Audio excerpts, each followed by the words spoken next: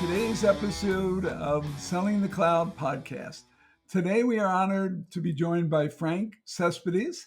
Frank is a senior lecturer of business administration in the Entrepreneurial Unit at Harvard Business Schools. He has run a business, served on many boards for startups and corporations, and consulted to companies around the world.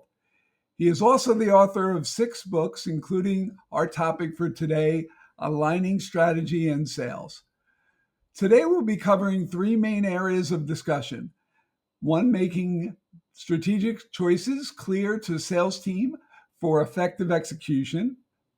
Aligning sales behaviors with market realities to improve effectiveness. And 3rd, sales performance management, how to ensure alignment with strategic goals. Frank, before we get going, can you please share a brief background of your career and your life journey? Well, first, Mark, Kathy, thank you very, very much for inviting me. It's my honor to be discussing this with you because both of you bring a lot of experience to this topic. Now, about my background, it is not particularly exotic. I got my doctorate, my PhD.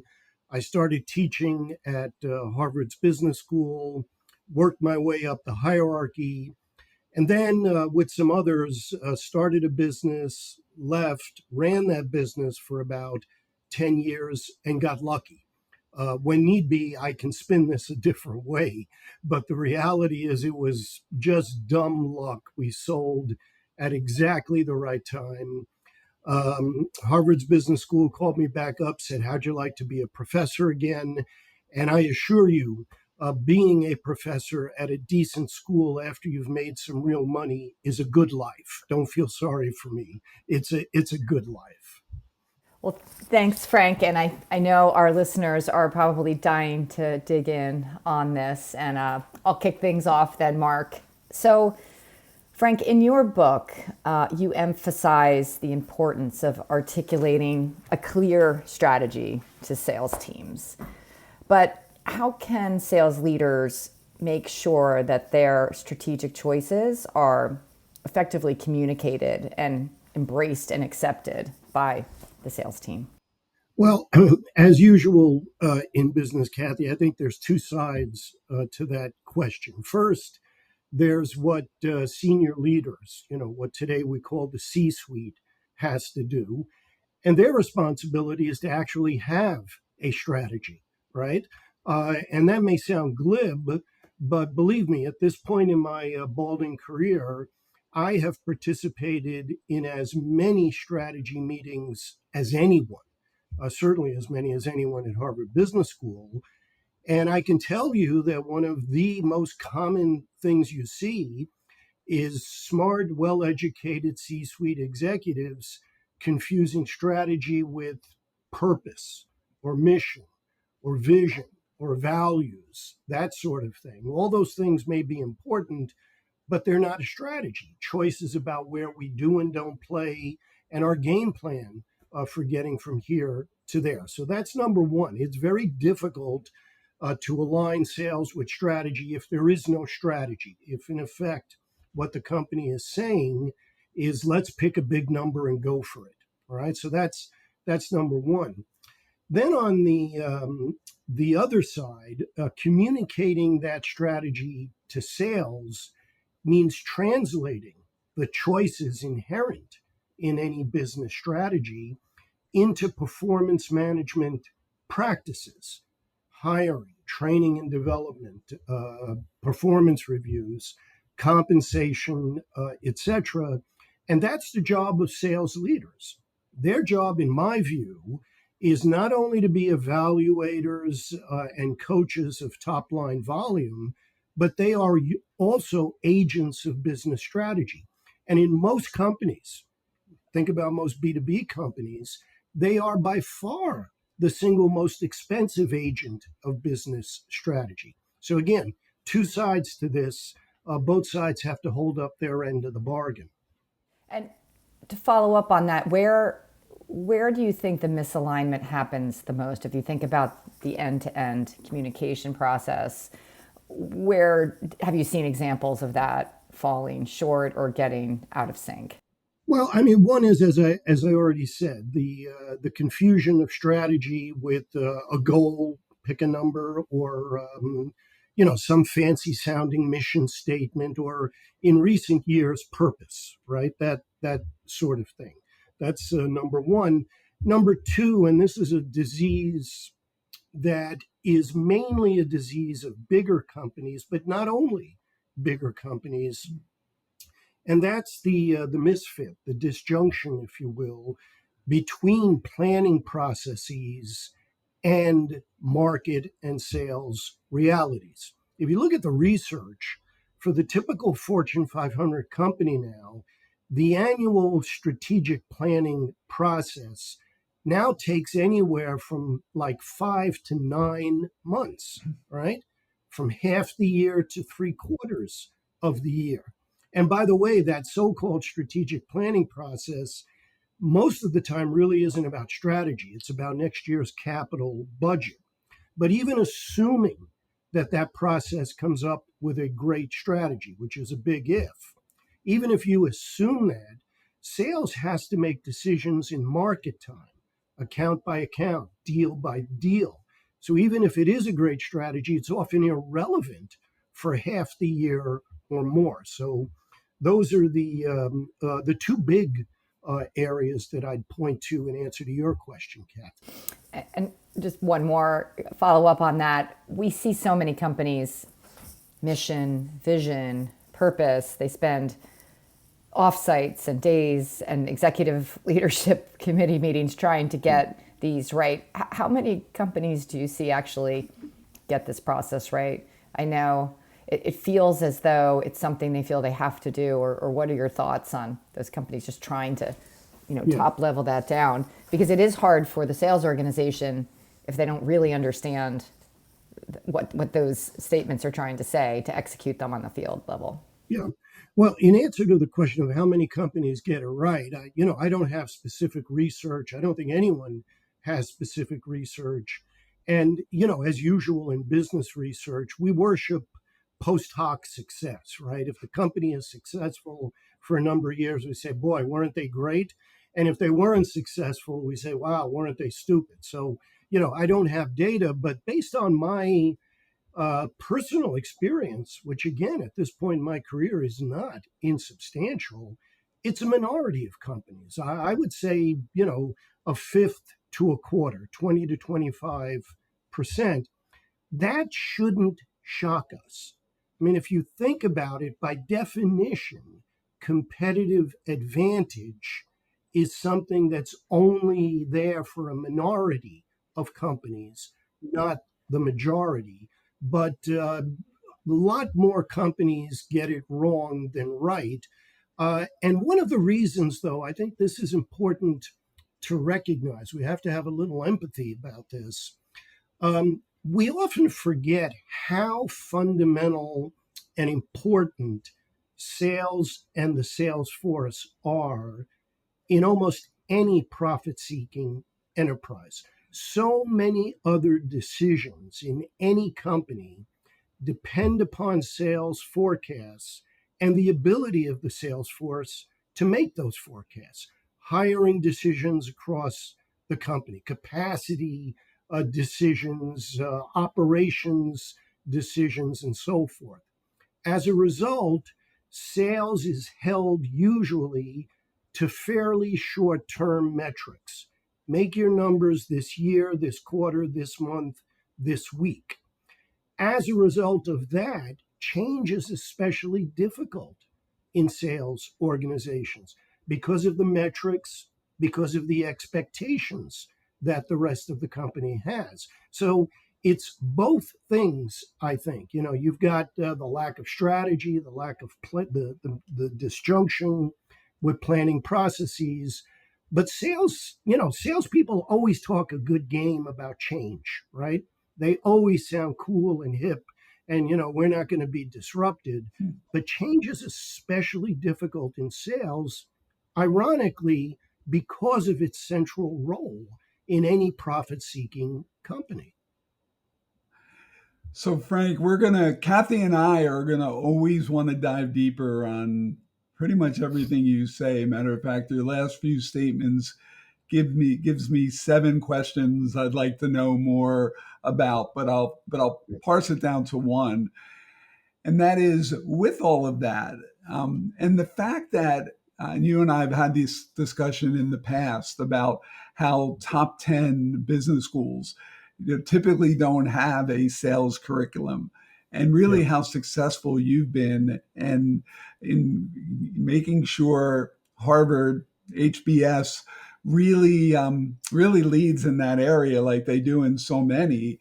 Um, and then it ties to my thought process that up until a few years ago, even top strategy consulting firms have not done as much with sales. The Bain, McKinsey, and BCGs of the world, that has changed. I've done a lot of work over the last 3 or 4 years with BCG, and I have lots of friends in senior partner roles at Bain, building out sales transformation. I've also done work at Accenture. Um, so with all of that, if you can comment a little bit on why do you think that's the case, that it's a little harder for these institutions to really see what you said, and that is that sales matters and it matters a lot. And then maybe you can tie it into what do you think most companies should be doing with that? How do you bring strategy in and bring that discipline while still making sure you make every quarter and you deal with all the tactical items sales leaders have to deal with as well? Yeah. Well, let me, I certainly can talk with some authority about the university side of that gap. I've got a theory about why the consulting firms have woken up to that, but I think Mark, you and Kathy probably can educate me. And then, if you want, we can talk. Although that's a big topic about, well, what do you do about this Yeah. when it is important to align them? On the university side, there were historical reasons for this in business schools. Business schools, for a number of years, had what I would call an intellectual inferiority complex. I mean, I remember back in the 90s when I wanted to revive a sales management course at Harvard Business School, which at the time hadn't been taught in almost 20 or 25 years. The dean told me, great idea, just don't call it sales. And I said, well, why not? It is sales. He says, well, it sounds too trade school. And at the time, business schools, as I said, we need to sound like real schools, right? Not trade schools. Now that's changed, and it's changed fairly dramatically in the last 15, 20 years. One big reason is the maturity of MBA programs. They do need to get more practical as a result. But secondly, all the interest in entrepreneurial management. You don't have to work hard to convince entrepreneurs they should know something about sales and revenue generation. So that's there. But there's still an institutional impediment, and it's essentially the publish or perish issue. The way you make your bones as a junior professor, I was pretty good at this, actually. I enjoyed it. But you make your bones doing research about big data sets. And until relatively recently, that meant marketing, not sales. Now that's changed. The data revolution is making sales much more amenable to that sort of standard econometric research that still defines what most junior professors in business schools do. And the demand for that from the students is there. Now, on the consulting side, I think what you see going on there is, again, the maturity of that industry. Let's face it, it's not an industry that's in the greatest of shapes right now. So they chase all revenue opportunities. But in addition, there is a technological revolution that is affecting marketing and sales quite significantly.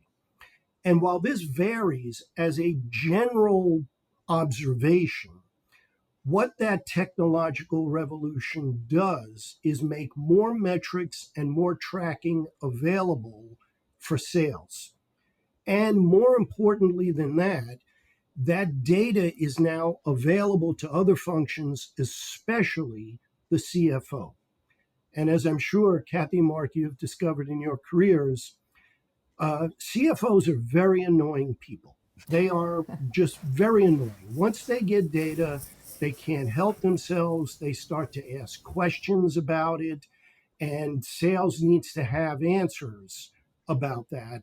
And that, I think, is affecting what consulting firms do. You can't do the same thing on the brand side.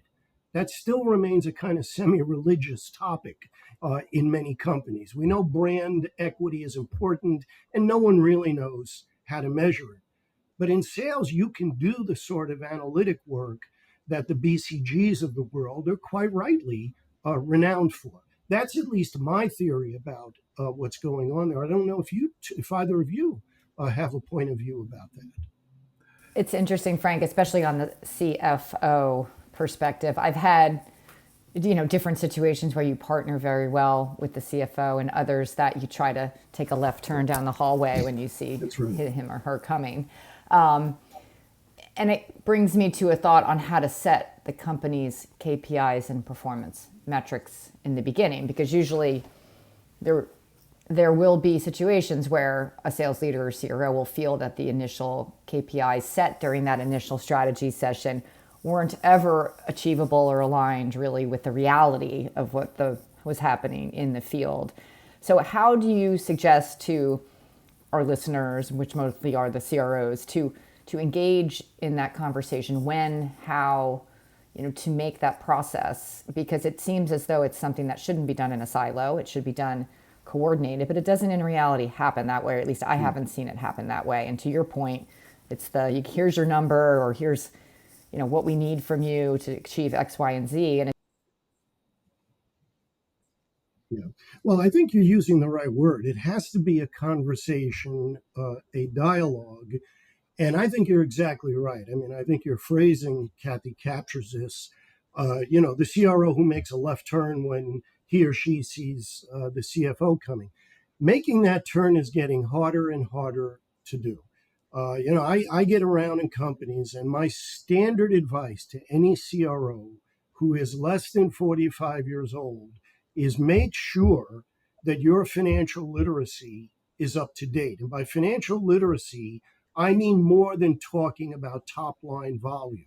Because if it's going to be a conversation, that language is increasingly the language of the finance people. Do you know what return on assets means? Do you know how our selling cycles affect return on invested capital, etc.? The requirements for doing that and surviving as a CRO, let alone thriving, are increasing very, very fast. So if it's going to be a conversation, we have to be speaking the same language. Then in terms of setting the metrics, the book that you're referring to discusses that. And here's my basic point of view. First, you start with the externals, the external market. Value in any business is created or destroyed out there in customer interactions. It's not created in meetings or planning processes, etc. It's created or destroyed with the sources of revenue. So the first thing both the CFO and the CRO need to do is take a good, realistic, data-driven look at what is the industry we're in. What's important there? What does our strategy imply about the segments where we do and don't play? What do we know about buying processes, buying criteria, and who buys in those segments and accounts that we're focusing on? All of those things, the externals, set up the required sales tasks. And by sales tasks, I mean, what is it that our business development people have to be good at in order to create and extract value with our target customers? Then the issue becomes, how do we align the actual selling behaviors with those sales tasks? And ultimately, sales leaders have what I'd call three major levers available to them. First and most important is people. Who do we hire? What's our training and development look like? How do we deploy the available people resources? The second is the environment or the culture. You know the old phrase, culture eats strategy for breakfast. In sales, that's not true. Culture eats strategy for breakfast, lunch, and dinner in sales. Is sales just sort of this isolated ghetto in the company, as it is in many companies? What are our interactions with product, with service, etc.? All of those cultural elements. And then the third issue is the performance management control systems, which include metrics, but also compensation and incentives and performance reviews. And the metrics should be in the service of what we now know about that external market, our strategy in relation to target buyers. The metrics should not be something that is, well, this is sales, and then there's how the company purports to increase enterprise value, however we measure that, stock price, valuation, etc. So, in general terms, that's the way I think about it. It's not simple, but that's the nature of business. You know, when a CEO or a CRO tells me, "Well, geez, you mean I have to know all that?" You know, I always quote that wonderful line in the gangster movies: "Hey, you chose this life. You know, you can deny the complexity, but the complexity is still there. That's what you're getting paid for." That's awesome.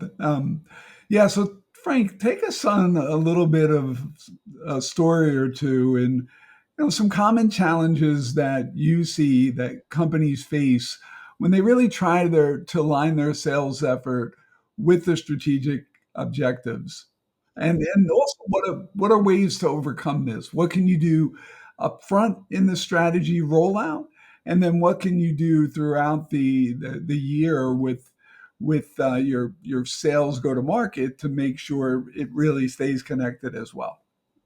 Well, I mean, first, it does begin with communication. What I'm about to say, once I say it, may sound obvious and somewhat glib, but again, I'm astounded at how many smart people forget this. I don't care how good you think you are as a leader. I don't care how talented and good you think your people are. I guarantee that neither you nor they are mind readers. All right. I guarantee that. Communicate, communicate, communicate.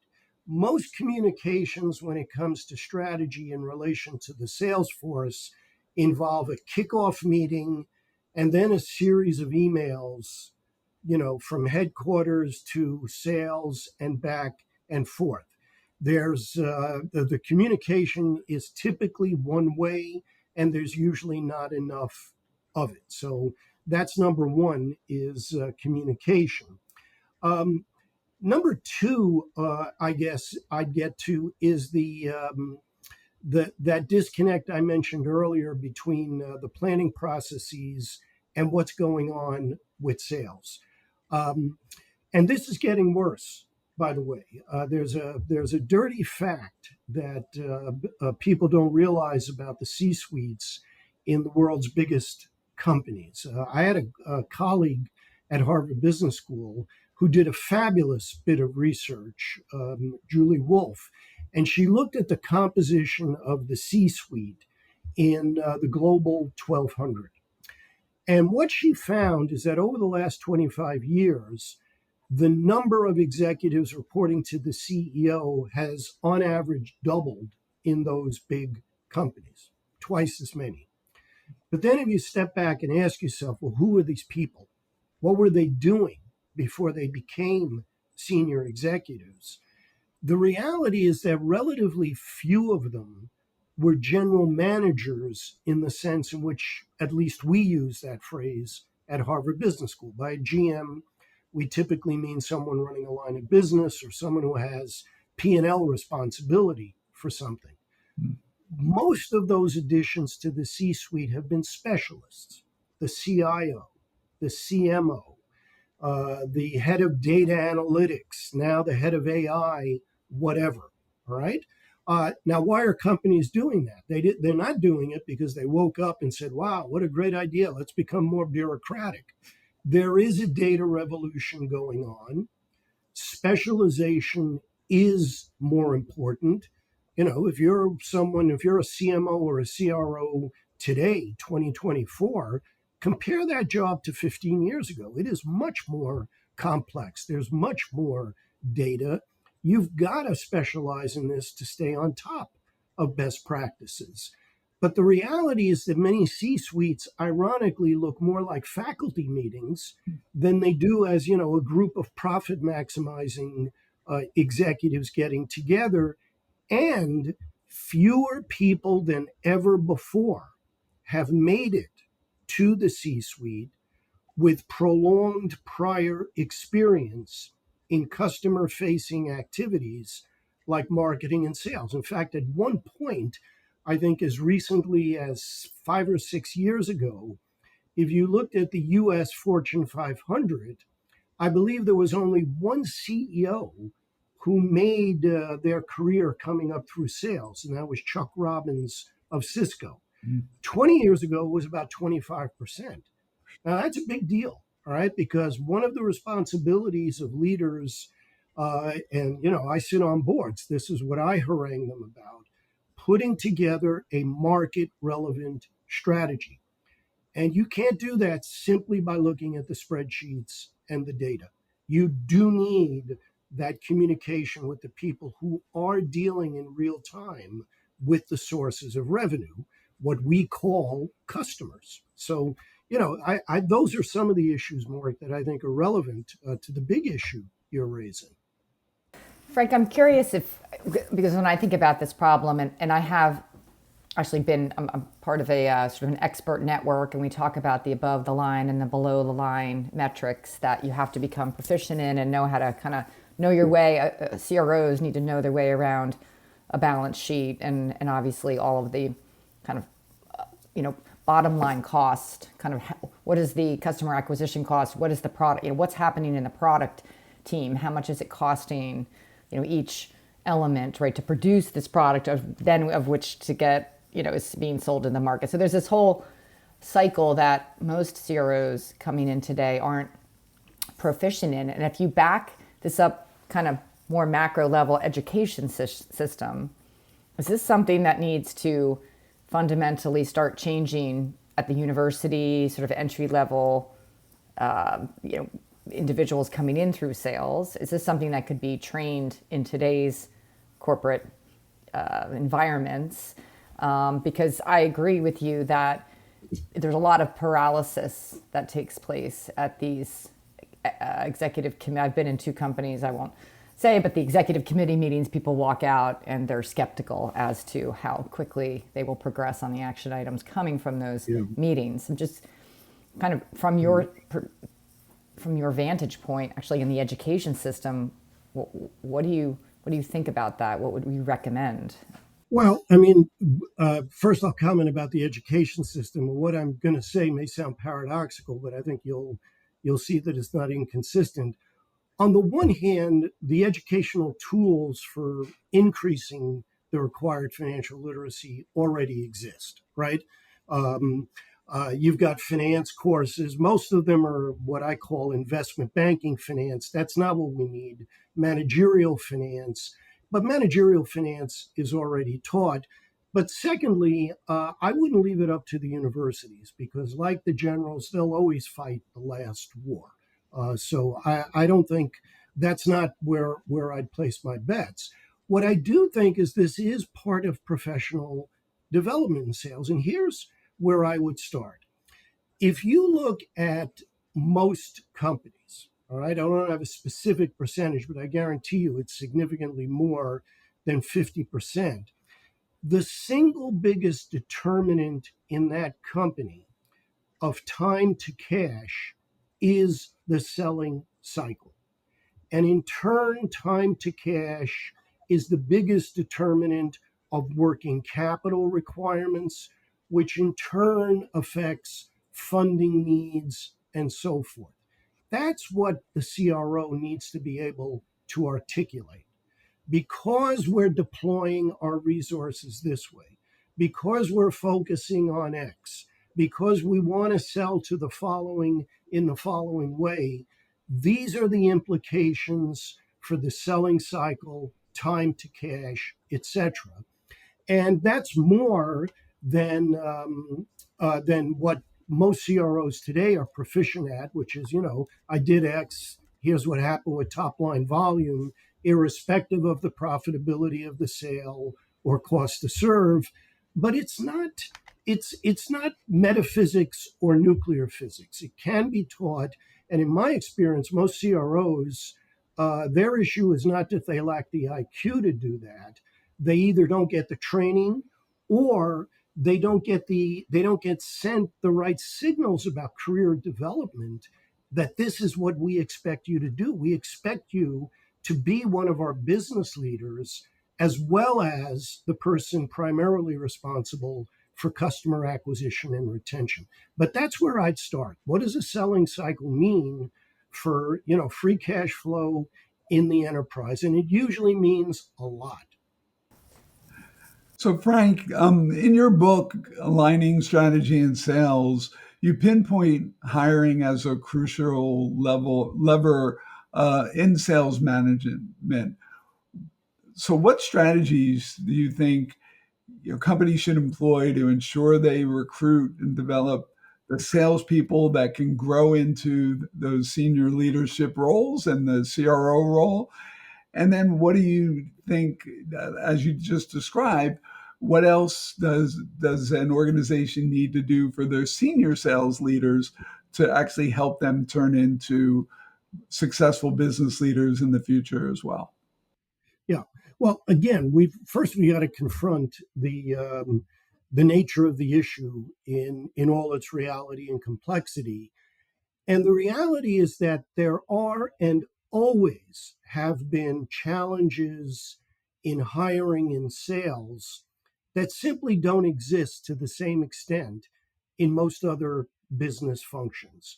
Um, if you want to hire, let's say, someone in accounting or finance, you can go to a school, you can find people who majored in those topics.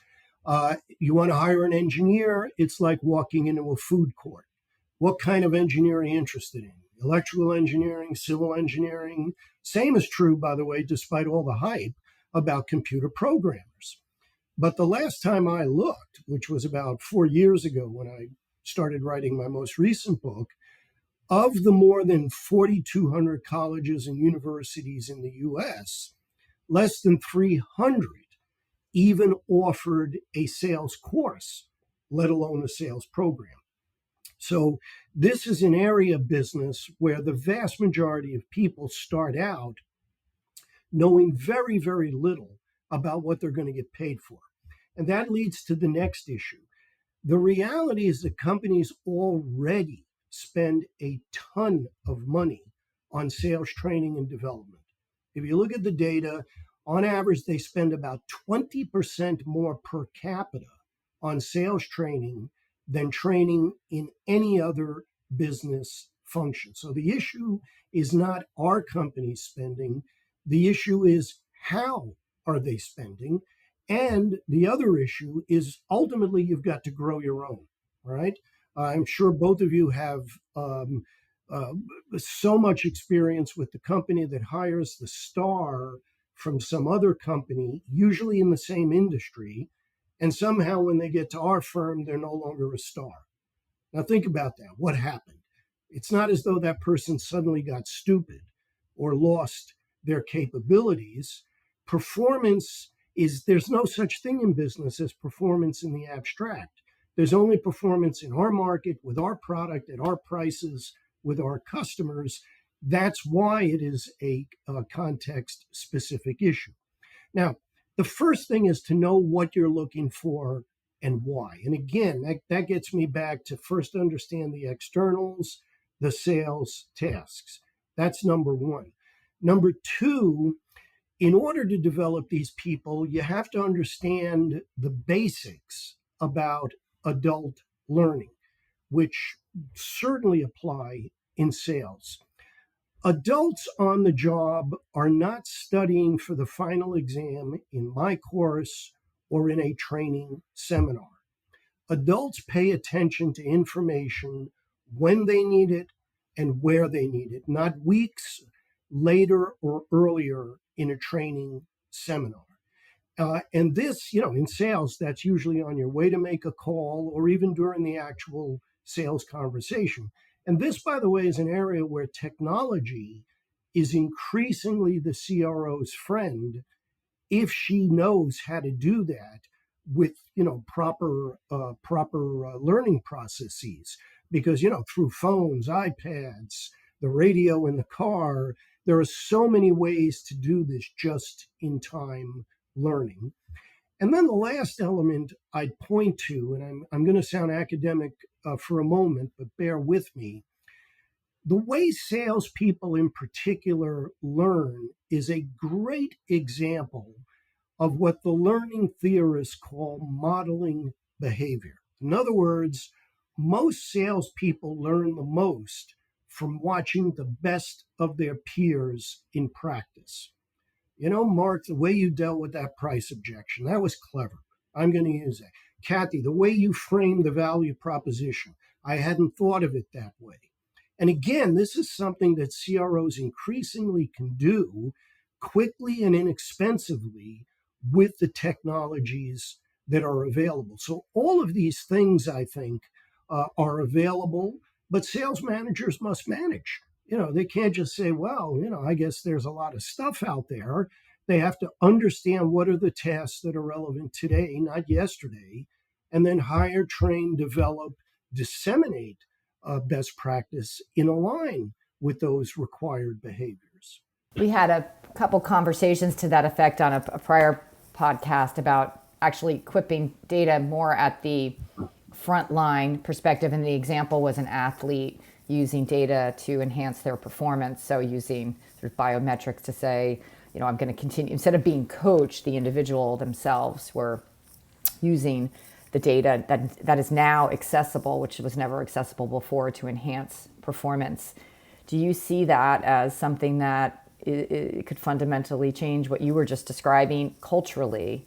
Because, as you said, it's been a situation where sales, the mentoring process in sales and coming into these, when we came out of college, it was get into a big company. I started at Oracle. They were going to put you through sales training, and you went through weeks and weeks of this, and that was why you went to work with some of these companies. But you see that a little bit less today. So I'm just, is sales going to be where you really have to take it your own ownership in that sort of self-training using this data that's now accessible? Will that sort of differentiate the high performers from not, and how much responsibility should the individuals take? Well, I mean, again, I for me, the real leverage here is not the individual rep; it's the sales manager, because the sales manager, for good or ill, affects multiples of people. And secondly, my experience with companies, the issue in most companies is not lack of data; they're swamped with data. The issue is, do they know what data they want and for what purpose? And again, that's where the financial literacy and using data purposefully intersect. If I had to point to one practice, though, that CROs can use to advance in the area that you're talking about, Kathy, it would be performance reviews. Again, throughout my career, I have been astounded at how many managers, not only in sales, but especially busy managers in sales, either don't like to do performance reviews or basically do what I call drive-by performance reviews. Slam, bam, thank you very much. I'm off, which leaves the recipient of that review actually more confused and usually demotivated, not aligning with the data, the strategy, or anything else. And it's a shame, because this is a very trainable skill. This is one of those leadership skills where we don't have to get metaphysical. So much talk about leadership in business. in my view, belongs in the school of theology, not the school of management. This is a very, very trainable skill. In the business I ran, I waited 4 years before I brought in this person. She was fabulous, this retired HR executive who trained me and others in this core skill. And I realized in retrospect, I had waited 4 years too long. And it's especially important in sales because the reality about data is the most important data about buyers in most sales organizations does not reside in the CRM system. That is notoriously noisy data, not because of the software is fine, but because, as usual, because of the human inputs, right? Mark says that a prospect is someone that he called who has a budget. I say a prospect is anybody I happen to bump into in Harvard Square, etc. All the CRM system does is aggregate those very subjective, disparate responses. The real data is usually locked in the skull of the account manager, and it only becomes visible and actionable when you do a performance review or an account review. And again, those are not, those are not esoteric black arts. They're things that people can and should be trained in, but then the manager has to establish the cadence and expectations for those kinds of reviews. Frank, a question to that. Is there more work to be done on the compensation alignment with those performance reviews and sales? Because at the end of the year, you'll have your stack ranking of your potential sales leader, sales who's knocked it out of the park, and you might have the 200%er who probably or may end up a worst on the performance review, right? Maybe didn't. There's often a disconnect between how a manager would give a performance review and then the actual revenue results of that individual, and the incentives don't seem to line up there. What would have to change, right, in terms of making that actual sit-down performance review meaningful for both? Yeah. Well, I mean, first of all, I think you're right. The data I'm about to cite, Kathy, has been remarkably consistent throughout my career. It tends to vary by 5 percentage points a year. But I'm going to use a phrase they used to use at IBM. At IBM, when a salesperson maxed out on his or her variable incentive comp, they would say that salesperson hit big casino. Now, if you ask yourself, what does it take to hit big casino in most sales comp plans? The research tells us that about 70% of the time, it's simply maximizing volume, sales volume. End of story, end of paragraph, end of sentence. Not about the profitability of the sale, cost to serve, none of that, simply about volume. So one of the reasons we have this disconnect is that salespeople understand how they're paid. One of the myths, I think, in sales compensation is that, you better keep it simple because their poor brains, won't be able to absorb a complex sales comp system. That has not been my experience at all. My experience is that 2 weeks maximum, the majority of the sales force understands the ins and outs of the comp plan very often better than the sales leaders do. All right. And then they complain about game playing. You can see the inconsistency here. Keep it simple because there'll be game playing. The issue is not will they understand it. The issue is when they maximize their efforts, does it maximize enterprise value? So that's number one. Number two, I think, though, is to put compensation in perspective. I've got colleagues in business schools who will tell you that compensation doesn't count, that it's about intrinsic rewards, purpose, or whatever. All I can say is that's not the world I've lived in for over a half century. How people get paid affects their behavior. But in sales in particular, I think you have to think about compensation as a necessary but insufficient cause of getting the behaviors you want. If you pay me on volume and the strategy is about some kind of premium solution sales, I can tell you what's not going to happen. But even when you get that comp plan aligned with our strategic goals, you still have to manage all the other elements of culture, performance systems, product, etc., have to be there. And one of the problems I see in many organizations, we have that horrible phrase in sales. We talk about coin operated sales force. Yeah, think about that, talking about people as though they're vending machines. There is no coin operated sales force. That's a myth. Again, managers must manage even when they've got the incentives the way you want them to be. So, Frank, we hate to see this end, and we're enjoying it so much. But let's do a few rapid fire questions to finish up. Um, what's your or who is your favorite CEO that you follow? Um, Well, I'm not that big a CEO follower. I think most companies are more complex than whoever is that person at the top for 3 to 5 years. But I do like to follow the comments of Jamie Dimon, the CEO of JP Morgan Chase, because I think he's smart. He thinks for himself. Low BS type of CEO, and I think he has the appropriate irreverence for whatever the current conventional wisdom is. So, a shout out to Diamond of J.P. Morgan Chase. Very cool. What about a tool or a process every CRO should be following? Am I allowed to cite two? You are. All Yes. right. One is, and this is inexplicably for me, Mark, an area of enormous inertia in business and in sales. But the tools for testing price have advanced so dramatically over the last 10 years.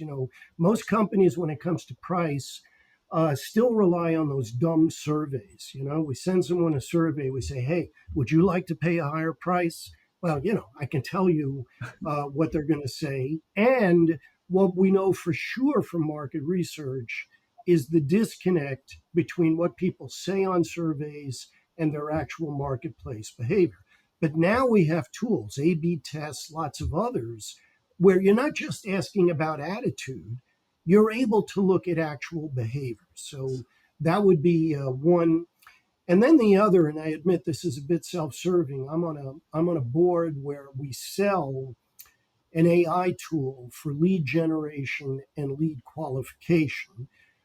I do think, people think about AI in sales as a prediction tool. I think that's overhyped because of the data inputs.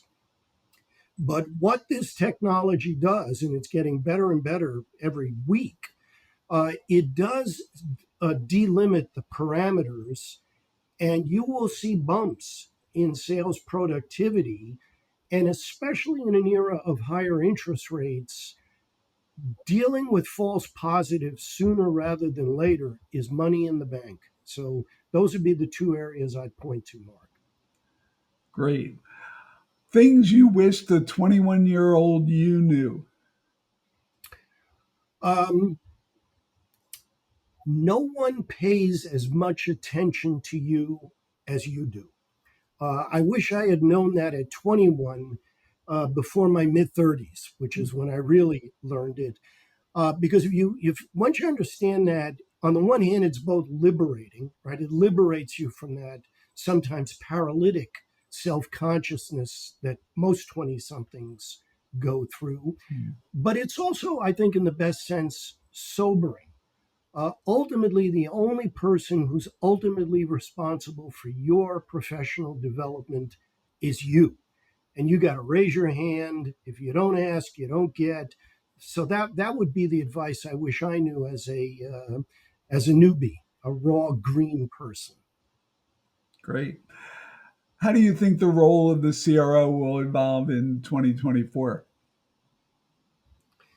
Well, you know the old saying, predictions are risky, especially about the future. You know, the ones about the past are easy. I teach case studies, they're about the past. Like most people, I'm brilliant there. So the first honest answer is I don't know.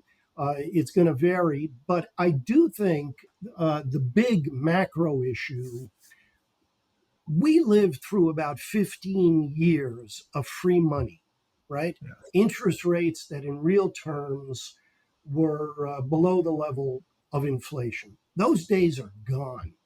And they're gone not just until inflation comes down to the Fed's target rate, they're gone for some time. Yes. What this means, and here think about the tech firms that I know you two are experts in, the days of just saying, let's sell a lot and not care about the bottom line are gone. CROs are about profitable growth, not growth at all costs. That gets me back to financial literacy. That gets me back to all the other issues we discussed in this podcast. Yeah, it's interesting to see that there are a lot of people and there are things like our stock market that is not looking, not really absorbing that change. But I am with you that the world is different in normal interest rate times as compared to the last 15, which is clearly abnormal. So it's going to be interesting to see how that evolves. Well, that's what I tell Yeah. the Right. current MBA students. I say, you know, as your older brother and sister who made the easy money, you're going to have to earn it. But it's amazing that it got to the point where, and I'm living those days, it's like top line, top line, top line, don't worry. But it's actually just quite run a profitable business. So you spend money, you make a profit, right? It's just back to sort of basic common But sense. you know, it is amazing, but it wasn't irrational, right? I mean, you know, think about how many tech firms to this day, companies that have went public 3, 5, 6 years ago, who still haven't made money. Right. I mean, It's it was true. not irrational if you were an investor in those firms. Yeah. No, it was completely rational, but now things have changed. So this is Right. where I think a little bit of the irrationality kicks in. Okay, favorite sales book. Um, Well, maybe we should talk about our favorite sales book, right? Which is coming well, from yeah, Frank. no, Yes. but you should. You This- too. Your book about data-driven sales is very, very good. All right. I confess I haven't finished it yet.